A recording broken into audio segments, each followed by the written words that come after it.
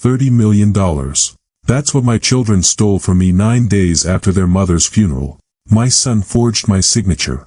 My daughter forged a court filing. And together, they left me exactly one thing, a dusty envelope, hidden in a drawer they didn't even know existed. Before I show you what was written inside it, hit subscribe, because what that envelope did to them, they never saw coming. 3 months earlier, I was still Harold Whitfield, 71 years old, founder and chairman of Whitfield Freight Lines, a trucking and logistics company I built from 4 rented trucks in 1979 into a fleet of 211. My wife, Eleanor, had died 11 weeks before, on a Tuesday, at 4:52 in the morning, with my hand on hers. We'd been married 46 years. And in that house, in that silence, I made one mistake. I let my children see how tired I was. My son, Derek, was 39, vice president of operations, and he'd wanted my chair since he was 26. My daughter, Melissa, 42, ran logistics for the Midwest division and had a way of smiling at board meetings that never once reached her eyes. 2 weeks after the funeral, Derek sat across from me at the kitchen table Eleanor picked out in 1994 and said, "Dad, you just make everything more complicated." I remember that sentence. I would hear it again. By March 3rd, board packets started arriving that I hadn't approved. By March 11th, my signature showed up on a shareholder resolution transferring 40% of my voting shares into a trust one never signed that I called our company attorney of 19 years, a man named Nathan Vance, and Nathan went quiet on the phone in a way lawyers only go quiet when they already know the answer. "Harold," he said, "your signature's notarized." Dated February 27th, "Were you at the office that day?" I hadn't left the house in 11 days. That was betrayal number 1. Betrayal number 2 came 4 days later, when Melissa filed a petition in Cook County requesting a court-appointed guardian ad litem, citing, in her own words, concerns about my father's cognitive competency following a period of prolonged grief. She attached a letter from a doctor I had never met. Betrayal number 3, my bank called to confirm a wire transfer of $2.3 million out of the company reserve account, authorized by a signature that was, once again, mine, dated a day I could prove I was at Eleanor's grave with our housekeeper, Carol Bishop. Carol had worked for our family for 22 years. She'd raised her own 2 boys on the salary I paid her, and she loved Eleanor like a sister. On March 19th, Carol pulled me aside in the pantry and said, "Mr. Whitfield, Derek asked me to leave the house key on the counter Friday and not come back until Monday. He said you'd be, in his words, somewhere quiet." I understood exactly what that meant. They weren't just taking the company. They were clearing me out of my own home. Betrayal number 4 arrived on March 22nd, in the form of 2 police officers and a woman from Adult Protective Services, standing on my porch at 6:40 in the evening. Derek had called them, claiming I was a danger to myself, unmedicated, and refusing care. I stood in my own doorway and answered every question they asked, my birth date, the current president, the balance in my checking account down to the dollar, the name of every grandchild and their birthdays. The APS caseworker, a woman named Denise Marlowe, looked at her clipboard for a long moment and then looked at Derek, still standing by his car. "Sir," she said, "there's nothing here that meets our threshold." Derek's face didn't move. But I watched something in him decide to try harder next time. I later learned Derek had paid $4,000 to that same doctor, 3 weeks before the guardianship filing, listed on his personal bank statement as a consulting retainer, dated a full 9 days before I had ever spoken to that physician even once. Nathan called it what it was, a prepayment, laid down in advance, so the letter would already exist the moment they needed it. That single-line item, $4,000, dated and time-stamped, ended up being one of the cleanest pieces of evidence we had. That night, I sat in my study and did the only thing I still knew how to do better than either of my children. I opened a ledger. 41 years running that company taught me to read numbers the way other men read faces. I pulled 3 years of transfer records. I found $2.3 million here, $960,000 there, a Shell Logistics vendor in Peoria that didn't own a single truck, invoicing us $180,000 a month for fleet consulting. 18 months. $3.24 million, moved through a company that existed only on paper, registered to an address that turned out to be a UPS store. I built that habit long before Derek was born. In 1979, I did my own books by hand, every entry, every invoice, because I never trusted anyone else to know my company as well as I did. 41 years later, that habit was the only weapon in the room neither of my children had accounted for. Derek understood trucks. He never once understood the ledger underneath them. Every fraudulent invoice he approved still had to pass through a chart of accounts I designed myself in 1986, and a man doesn't forget the architecture of something he built with his own hands. I spent 3 nights cross-referencing bank routing numbers, incorporation filings from the Illinois Secretary of State, and vendor payment logs going back to January of the previous year.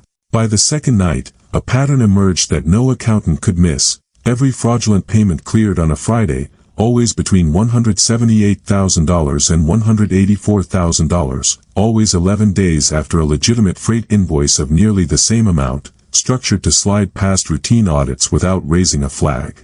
Betrayal number 5 was the will. On April 2nd, Nathan Vance called me at 7 a.m., his voice tight. "Harold, a revised will was filed with the county clerk. Dated last October. It cuts your grandchildren's education trusts to zero and splits the company 60-40 between Derek and Melissa. It's notarized by someone named Kristen Ashford." I had never heard that name in my life. Kristen Ashford, it turned out, was Derek's fiancée, a paralegal who'd gotten her notary license 4 months earlier. "I want to tell you something, and I need you to sit with it the way I had to. Grief does something strange to a man. It hollows you out just enough that people mistake the silence for weakness. I sat in that study at 71 years old, my wife 11 weeks in the ground, watching my own children dismantle 46 years of my life one forged signature at a time, and for 3 days, I let myself feel every bit of it. Then I stopped feeling it, and I started building the case. Nathan and I worked in silence for 6 weeks. Nobody outside that study knew. Not Derek. Not Melissa. Not even Carol, at first, though she found her own thread without me asking. She'd kept every text Derek sent her about clearing the house, every date, every instruction, saved and time-stamped, because 22 years of working for a family teaches you to protect the people who protected you. On May 14th, the day of the company's annual shareholder meeting, 206 people filled the ballroom of the Drake Hotel, employees, board members, drivers who'd been with me since the 80s. Derek stood at the podium in my place, ready to formalize the leadership transition. Melissa sat in the front row. I walked in through the side door at 9:58 a.m., 2 minutes before the vote, and Nathan Vance walked in beside me carrying a single black folder. Derek saw me first. "Dad, you shouldn't be here. This is already handled." "You handled a lot of things, Derek," I said. "Let's talk about the trucking company in Peoria that doesn't own a truck." His jaw tightened. "I don't know what you're talking about." "Then you won't mind if Nathan reads the incorporation filing out loud." Melissa stood halfway up. "Dad, this isn't the place." "You picked the place, Melissa. 206 chairs. You wanted an audience for the vote. You've got one." The room went still. I opened that folder myself. 18 months, $3.24 million, funneled through a shell company registered to Derek's fiancée's cousin. A forged notarization on a shareholder resolution, dated a day I was documented at my wife's grave.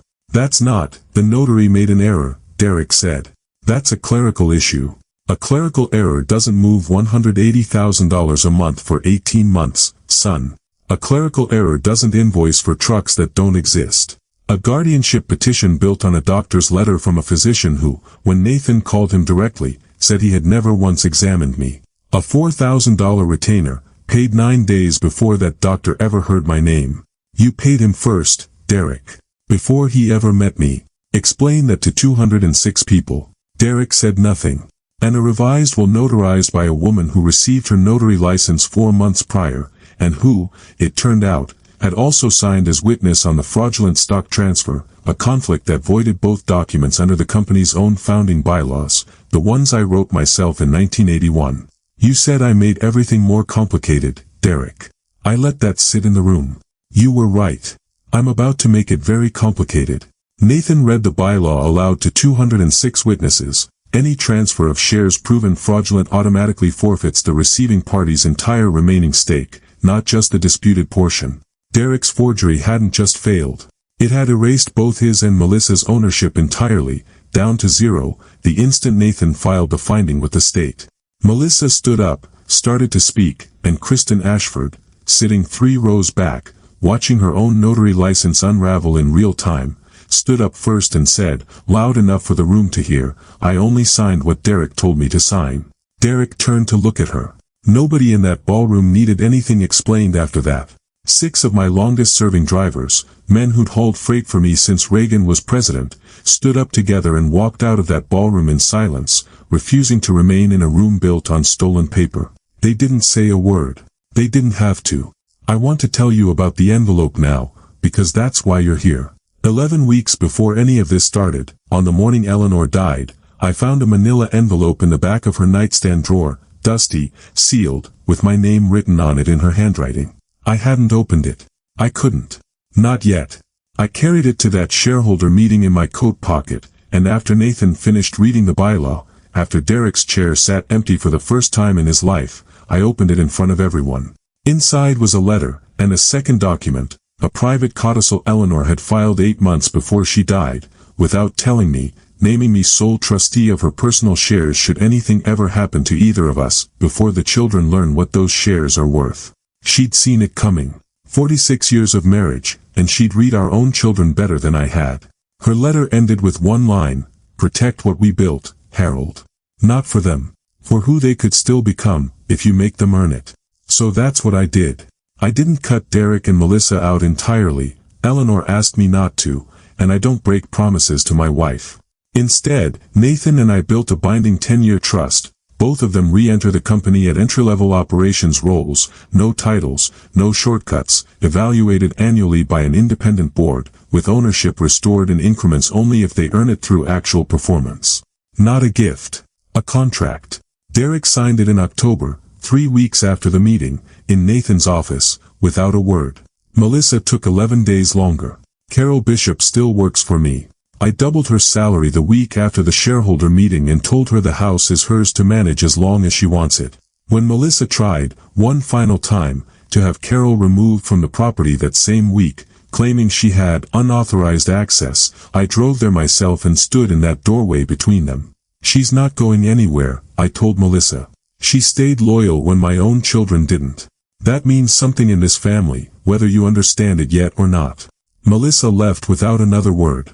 Kristen Ashford lost her notary commission in July, referred to the state bar's disciplinary board by Nathan himself, and the doctor who signed that competency letter without ever examining me is now under review by the state medical board, his license suspended pending a formal hearing.